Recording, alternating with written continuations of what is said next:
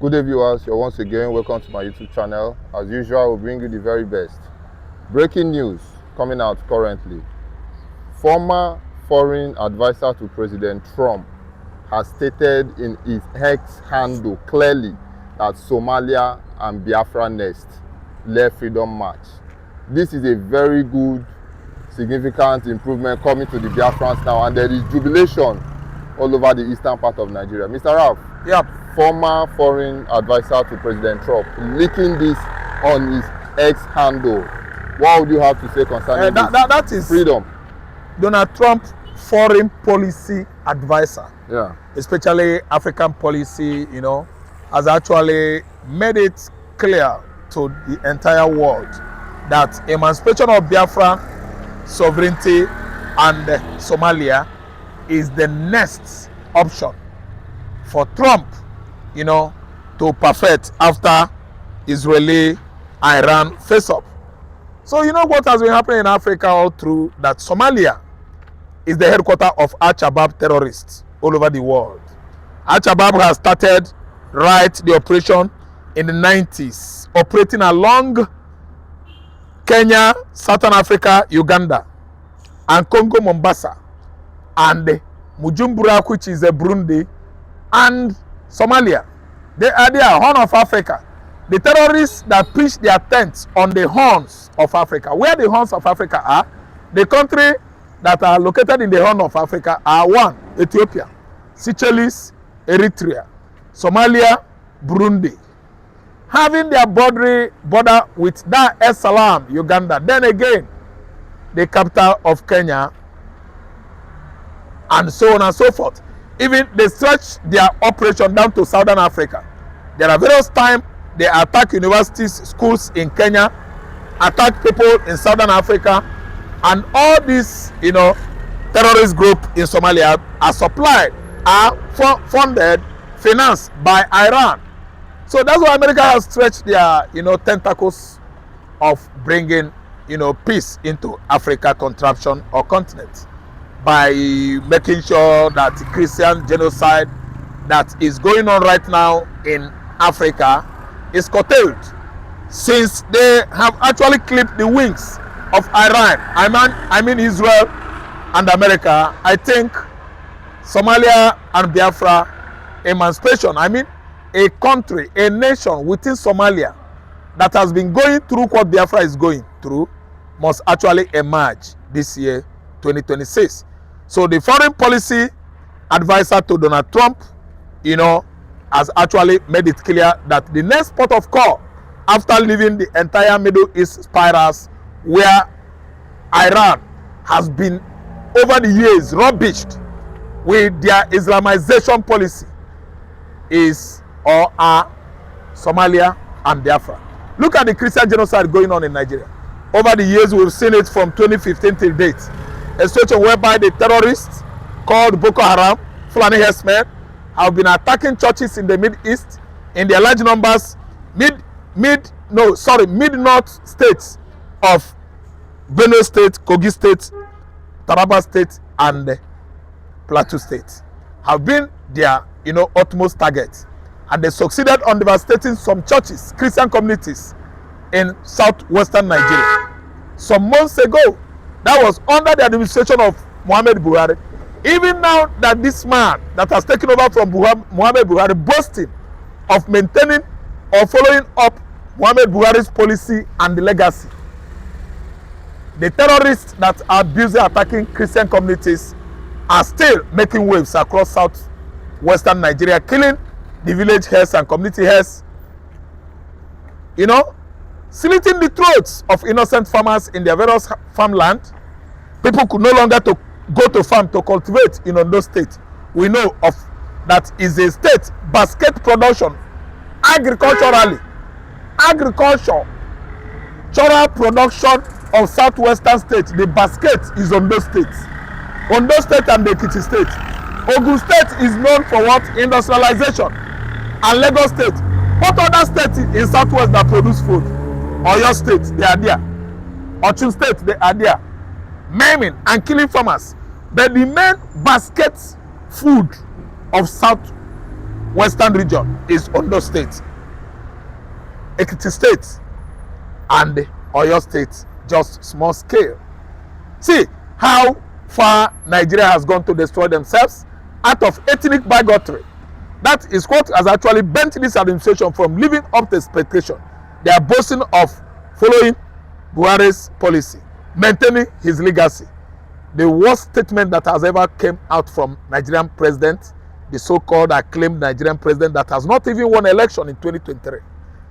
He was there imposing himself on Nigerians. We did not vote for him. See, listen and listen good. 2027 will change many things.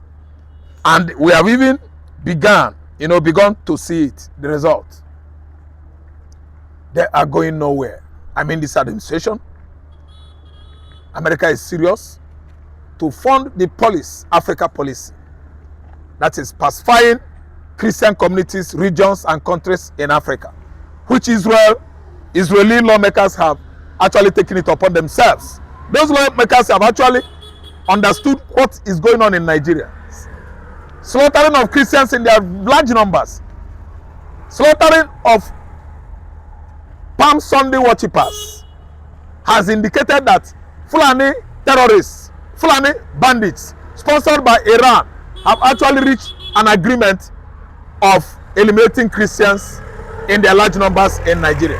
And that's why Donald Trump is running helter-skelter from north to south, east to west, all over the globe, pacifying with European, let me say, crooks like Britain and France, who are busy romancing Iran and other terrorist sponsoring spirals in the south, in the Middle East, Europe, Yemen, Iran, Syria. And this time, Trump has taken it serious. We are marching forward. The Christian communities in Nigeria is about liberated. What is going on right now in the Mid-Belt is an eyesore to the entire member nations of United Nations. Ozugo, enough is enough. Oh, Albany, puta, ewoji, you can never. Iye nwere ki jide ewoji na Albany. Oh, oge chifolu, ki eji chove ewoji. Maka obuna cheje, hancha wo chechere. Igbo kwen, let me tell you, Igbo phobia. If una asi akpolu ndi Igbo, onya melo, ina aga na Nigeria, if you mention Oduduwa Republic, everybody they will embrace you. Ina aga na Nigeria, iwere onu gi kwuo Arewa is for not the Hausas, they will embrace you. But if you dare mention Biafra, iwere onu gi all Biafra anywhere in Nigeria, they will beat you as if you are a snake. Tell me why. That is called ethnic bigotry, and it has come to stop. That is why we allowed Trump's victory in spirit, and today it has manifested into physical reality. There must be a full stop to Christian genocide. Finally, Mr. Raf, you said it. A Biafran agitator came out online saying that even inside the barracks, the soldiers are being killed. Now, this brings her to the question she's about to ask the Nigerians, that Shebi, all of them, let me use that word, said that Simon Ekpa is a sponsor of terrorism in Nigeria. Is Simon Ekpa also the one responsible for the killings inside the barracks? No, let me interject. Sorry for intrusion. Yeah, listen. It has brought a serious shame on Nigerian army. Nigerian army are just running their mouths. They are nothing but cowards. The people that are busy killing and slitting the throats of generals, colonel, and lieutenant in Nigerian barracks scattered all over the north are the Fulani bandits, not Simon Ekpa. When it mattered most in the southeastern Nigeria, Simon Ekpa was part of the ESN, the forest guard that are mounting our forests and farmland in Enugu, Anambra, Imo State, Abia, Ebonyi State, and Anambra State, and so on and so forth. They were doing their work well, and this did not augur well with Fulani army. The army in Nigeria are Fulani army. The so-called foot soldiers are Fulani soldiers. That's why they actually confront ESN. When ESN and other security outfitter, having serious fire, yes, armed confrontation with Fulani jihadists, the Nigerian soldiers and army will join forces with Fulani jihadists attacking the ESN and our forest guard in the southeastern Nigeria. Ethnic bigotry and Igbophobia, that is hatred of the Igbos. Igbophobia, Igbos are thoroughly hated by the Fulani army, Fulani police, by federal government of Nigeria under the control of Fulani. It is a shame in this administration and a shame in the previous administration that they have been clamoring against Simon Ekpa's sponsor of terrorism in Nigeria and the West. The Americans, the United Nations has never been able to come out with any tangible evidence Simon Ekpa sponsored in the past or sponsoring terrorism in Nigeria. Who are in charge in the barracks? The same Nigerian Fulani soldiers. That's why the Fulani bandits, the Fulani Boko Haram and herdsmen are having field days in the barracks across the north, you know, slitting the throat of generals and the lieutenant colonel. Look at the kind of blunder Nigerian military industry have actually found themselves. A whole general, a whole lieutenant, do you know what it takes to raise a general? They are being killed and maimed on daily basis by native Fulani men. Do you know what it takes Nigeria to raise those generals and lieutenant colonel? They are wasting the lives of our brilliant, brave soldiers. I'm telling you. Every government that comes and goes from 2015 till date are found culpable of sponsors of terrorism in Nigeria. They are all birds of same feather. That's why terrorism, insurgency have actually refused to go. They are still here deceiving themselves. One of the soldiers came out to say they took us unaware. They took us unaware, and people came out crying and shouting. For a soldier to come outside and say that they took us unaware and defeated us inside the barracks. Can you tell me how could you take soldiers unaware? Soldiers are trained for what? Internal aggression or incursion, external aggression or incursion, and they are well prepared anytime, any day. You don't tell me that soldiers are complaining of being taken unaware. It is as a result of what? Idiocy, tribal bigotry. Instead of doing the reality, facing the reality, they face what? Hoax and the illusion. The soldiers are just complaining out of what? Illusion. They are complaining out of an inevitable mistake they made because of hatred of Igbo man. Listen, Igbo man has gone. Taking them unaware, Nigerian soldier, I know, that was the best in 90s, the best in 80s. They went to Namibia independence in 1989. They came out the best military, the best police in the world. They won it as an award.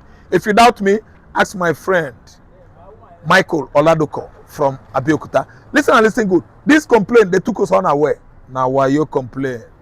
Nigerian military has been politicized, and that's why the Fulanis are having their field day. By the time Fulani jihadist finishes with Nigeria, we will never wake up again. Educated than Igbo man in Nigeria is the same Biafra man that Nigeria proscribed as terrorist. We are number one in education industry in 1960s. Kenneth Onwukadike, the first VC, 1948. That was when University of Ibadan was what? Initiated, built in Nigeria. The first VC there, Vice Chancellor, was Kenneth Onwukadike, Professor of African Culture and Tradition. He lectured the West on African culture and tradition. Yet, they are claiming that they are more educated in Nigeria. Who gave you education? Awolowo made free education here. Does not mean that you are the only one that benefited. The Igbos were here donkey years, many years in Yoruba land. Igbo man was part of the benefit of free education by Awolowo Obafemi. So let me tell you, in education industry, go there, we are there. We are there many years. The first Nigerian Senate president was Nwafọ Rizu. He's from Nnewi. He's an Anambra man. That's when you talk about law, making law. They are the highest law-making body, race or tribe in Africa. We are the one. Tell me where we are lacking behind in Nigeria. Look at Fulani man that only rear cattle, you know, are into animal husbandry, you know. They graze from Futajelo Highland, where River Niger takes its course or source, from Futajelo Highland to Niger to Nigeria, where they actually ended up in the whole regions of the country pitching their tents and tarpaulin, ruga. That is what they know. They don't go to school. They don't go to university. Presently, the great Fulani politicians has learned how to send their children to school in the UK. Igbo man started 1940s. Igbo man started 18 something. The Igbo slaves that came back from Texas, 18 centuries, they were wonderful people. The Igbo slaves that settled in Sierra Leone, they first wrote Onwu orthography in 1961. The first Igbo books were written by Sierra Leone Igbos. They were slaves that migrated from United States of America. Some of their descendants are still living there till date. Someone is saying Igbo man is not learned. Who are you? Whom do you think you are? We are more educated than any tribe in Africa. If you don't know, we touch everywhere. We are in Tanzania. We are in Dar es Salaam. We are in Uganda, Kampala. We are in Zambia. We are waxing strong in Ghana. Oga, you can't rub shoulder. You can't contest with Igbos. We are too far. Hausa is not more educated, as I say, half than my community in Anambra State. Oga, Igbo is over subjugated, neglected, and oppressed in Nigeria, which is why our case is different in the army, in the police. I want to know the last time Igbo man was made IG of police. But he's on a platter of, let me say, global platform. Let us do our research. You can ask Google the last Igbo IG in Nigeria, which year? The last Igbo chief of general staff, army staff, or whatever. He did well. 2009, Abi, 2010, he was changed by Goodluck Jonathan. Was not that the last time? How do you do this kind of injustice? You know, over what is right. Give Yoruba, give Igbo, give Hausa, give Yoruba, give Igbo. This is the two nationalities you have in Nigeria. You sideline the other one. The true meaning of bigotry is it. Ethnic bigotry, religious bigotry, everything is a political bigotry. Everything about political leadership, Igbo man is over neglected, looked down upon and sidelined. So that's why I'm of the opinion that our daughter Omonna, Ihuoma Omonna, he has achieved a great feat in the faraway United States of America, Harvard University to be precise. You know the kind of materials Harvard University had produced over the centuries. They are the best when you talk about academics around United States of America. I think Dr. Nnamdi Azikiwe attended Harvard. I think I'm sure that Barack Obama, the great, motivational speaker, attended Harvard University, and many more, many of them. And I'm seeing Igbo daughters and sons doing us great proud in diaspora. American Igbos are wonderful people. You have many of them as county, what do you call the mayor of many counties in the United States of America. Lawmaking body. You have many Igbos in Canada. At least when Malami was Minister of Justice during Buhari administration, a great Minister of Justice, Attorney General, actually challenged him in Canada. He is the Attorney General of Canada, an Igbo man. I think Chubuike by name or something like that. He challenged him. Abducting Mazi Nnamdi Kanu from Nairobi amounted that you are not fit to be a Minister of Justice, let alone Attorney General of Federation of Nigeria. That was what the Igbo Attorney General in Canada said. Oga Adeamu Abaneoku, the man presently as Nigerian president, is not merited in that seat. It was Obi's administration. I want you to see bigotry at work here. Does Tinubu fit into that position? We did not vote him. Has he certificate? Has he produced his certificate? Did the Buhari produce certificate? Did the Buhari fit into that position he was before as a Nigerian president? All these are bigotry, against Igbo man. Let us tell ourselves the truth. The only solution to this, injustice, oppression, and let's say subjugation of all kinds, the only solution is division. It is not negotiable that you can divide Nigeria. Why?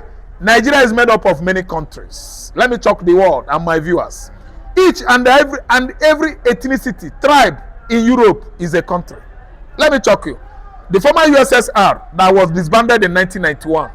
USSR meaning Union Socialist of Soviet Republic or Union Soviet of Socialist. No, Union Socialist of Soviet Republic, USSR, were all tribes. One, Kazakhstan, Russia, Ukraine, Maldives, Lithuania, Georgia, and so on and so forth. All these are ethnicities. Do you know that they are countries right now?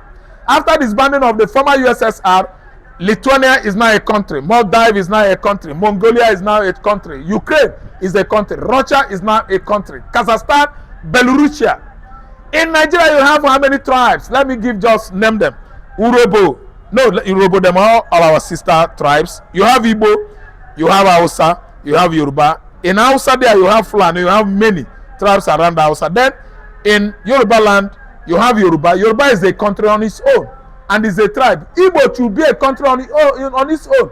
It's a tribe. How can you just brought many countries together and call them one country? Why not Europe calling USSR one country and leave them? Why not United Kingdom call England a country and leave them? When you have Scotland, you have Isle of Man, you have Wales, you have Ireland, Belfast and Dublin. They are all operating as a separate entity in the United Kingdom. Why not join all of them together and call them one country? There will be problem. We have many problems in Nigeria today because many countries are tied together as a country. You don't do that. Nigeria is made up of many multi-nationalities, or you call them multi-nation. We are more than one. We are more than 300. Allow everybody to go and start, their own country afresh. Thank you very much, Mr. Ra. Finally, to wrap it up, President Bola Ahmed Tinubu is set to honor this girl, Ifeanyi Omonna, because he is proud of the citizen and the good name that the girl has brought to Nigeria. Now, the same girl came out saying, the same agitator came out saying that, why would you say such a thing when few days ago you said that you are going to win an election with or without the support of the Igbos? That was what the president said. Yes. Why now coming out to acknowledge the same Igbo? Finally, Mr. Ralph, what would you have to say? I have to say this, that Tinubu is dreaming and Tinubu is of old age. Sometimes this reorientation is his problem. That is forgetfulness. You don't blame him, he has forgotten. Because when you have spat on somebody's face, you don't go back and lick the spittle on his face or wipe it off, begin to communicate with him as a friend. Igbo has been spat on many times, and we expect our enemies that has been spitting on us to at least distance themselves from us. So what the girl is saying right now is the right thing, because Tinubu spanking Igbos many times. Tinubu does not like Igbos. Tinubu's government sidelined the Igbos. Igbo has no place in this regime. He actually enslaved the Igbos, using Hope Uzodinma as an agent and the Charles Soludo to deceive the Igbo people into believing in him by voting him comes 2027. So this girl actually made a correct statement. Why me, a rejected stone? Now you are trying to, call me a cornerstone, chief cornerstone. So why the Igbos? Allow Ifeanyi Omonna, allow Igbos to enjoy the good news, the good tidings, the good benefit that Ifeanyi Omonna has come up with at Harvard University. Distance from me as you have distance from IPOB, calling us terrorists. Why now that you are celebrating terrorists, boasting that terrorists has brought good record to you or honor to you? So I support this, and what Tinubu should do right now is to release Mazi Nnamdi Kanu on proscribed IPOB and proscribe the number 4th deadliest terrorist group in the world, the Fulani herdsmen and Fulani bandits. It should actually make it so pronounced before United Nations, Israel, and America comes to Nigeria and do it for you. Igbo man, we don't accept any honor celebration. Any celebration whatsoever this country, is on right now as a result of what Miss Omonna Ifeanyi achieved in the faraway USA. We don't accept it. We accept her. We celebrate her. We are not celebrating her in conjunction with Nigeria. We are on our own. We are Biafrans. Thank you very much.